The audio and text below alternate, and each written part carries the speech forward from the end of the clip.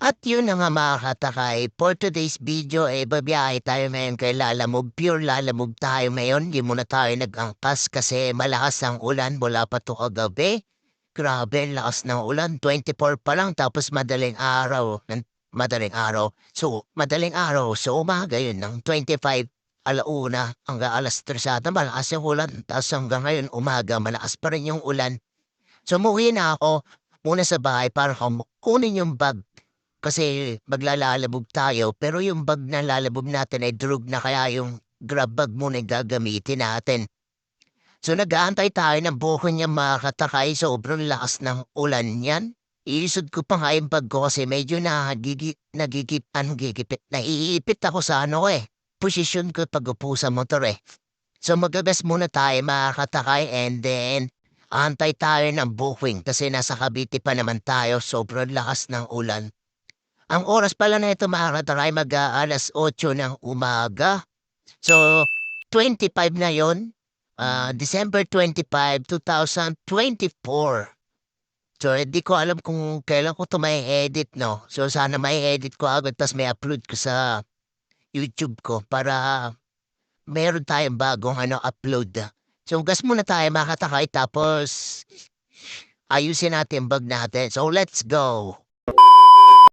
At yun na nga mga katakay, pinasukan tayo ng booking kaya Lalamove may first booking na tayo.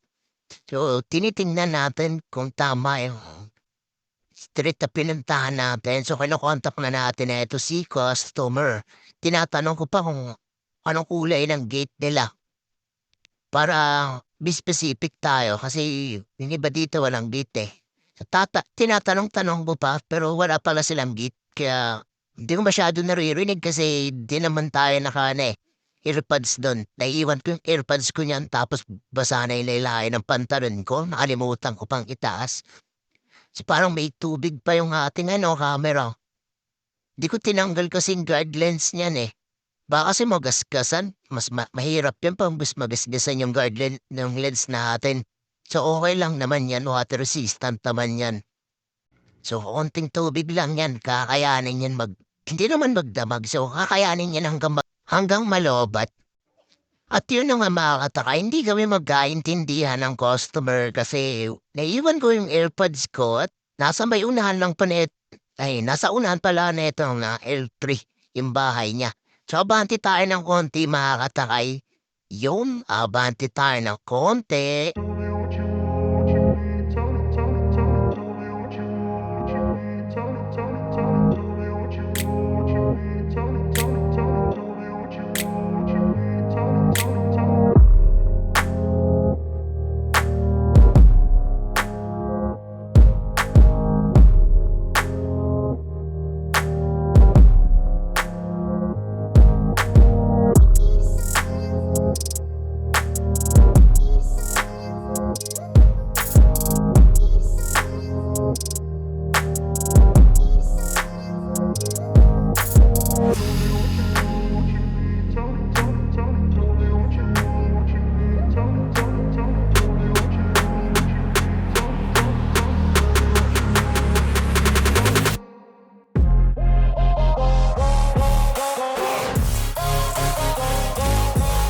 At nandito na tayo mga katakay sa drop-off location. Ang buwan pala natin na ito kanina Tansa, Bohol, papunta siyang Kawit. So nandito na tayo sa drop-off location. Hinahanap natin yung address.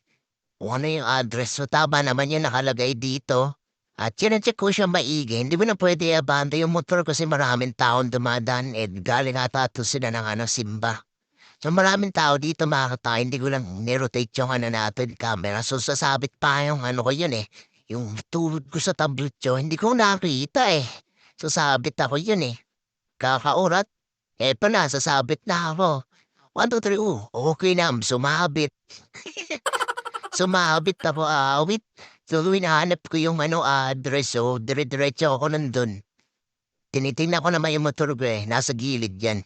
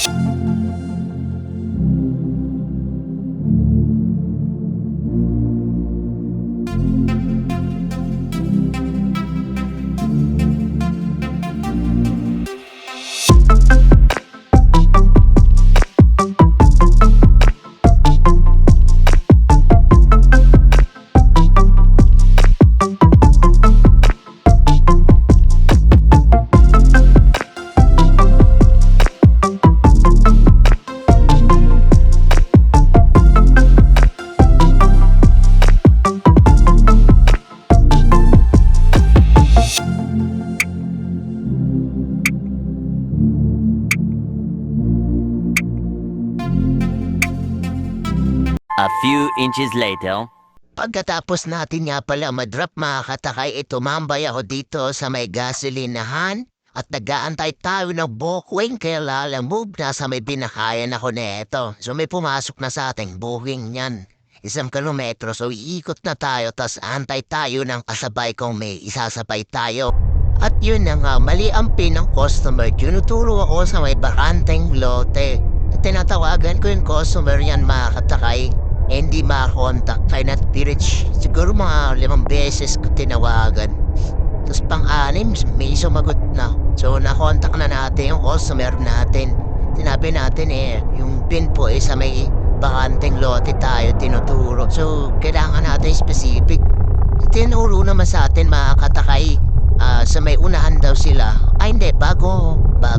So paglagpas pala ng gasolinahan, ay mga katakay niya tayo tinuturo kanina. So paglampas ng gasolinahan, na bigyan naman siya ng instruction kaya pinuntahan natin agad. Dun pa rin bahay na ito mga katakay. Ang bukin pala na ito mga katakay ay papuntang Paranaque. At ang item na dadari natin ay laruan at tsinelas. So regalo ata ito ng lola. So puntahan muna natin ito mga katakay. At nakita ko na yung bahay ng ating customer. Tatawid tayo sa kabila. So tingin-tingin tayo maigi. Baka maano tayo mabangga. So tawid na tayo yan. Item drop-off. Item drop-off tayo mga katakay. Nandito na tayo sa drop-off location sa Paranaque. So baba muna tayo kasi nakakita na natin yung address ng customer. Para sa compound kaya kailangan natin bumaba. Di natin pwede iakit yung motor. So baba muna tayo. Tapos mag-doorbell tayo.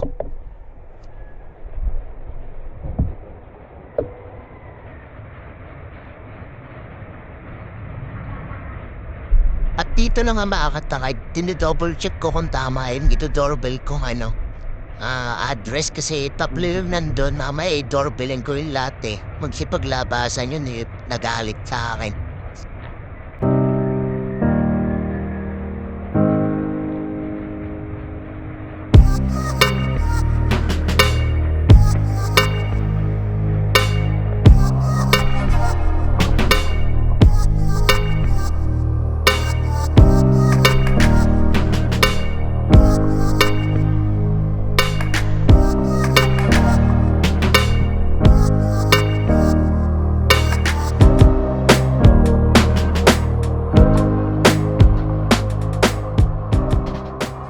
A few minutes later. At yun na nga mga katakay, dito tayo ngayon, pipick up tayo ng ating booking. Kailangan mo sa pagkain, dadalhin natin, pinapalo up na natin mga katakay kasi 30 minutes na tayo nag-aantay, sabi nila i-check daw yung reference number sa online kasi online payment to pipick up na lang natin, wala na tayong babayaran. So, sabi ko bilisan po ng konti kasi inaantay na po yung pagkain ng customer. Tinatawagan na tayo kung nasa na tayo pagkain kasi bit-bit natin mga katakay. Kaya medyo minamadali ito Nakalis na tayo mga katakay dun sa natin, pinikapan kaninang pagkain. So itadrop po na natin tong pangalawang booking natin. So nauna kasi tong booking natin para sell to sa may Rosario. Tapos yung isang pagkain ay sa may Tadasalang. So malapit lang ito mga katakay, i-drop lang natin. Tapos haris din naman tayo. Kat double booking tong ginawa natin So, hindi pwede isang booking lang kasi sayang naman. Pwede naman doblehin.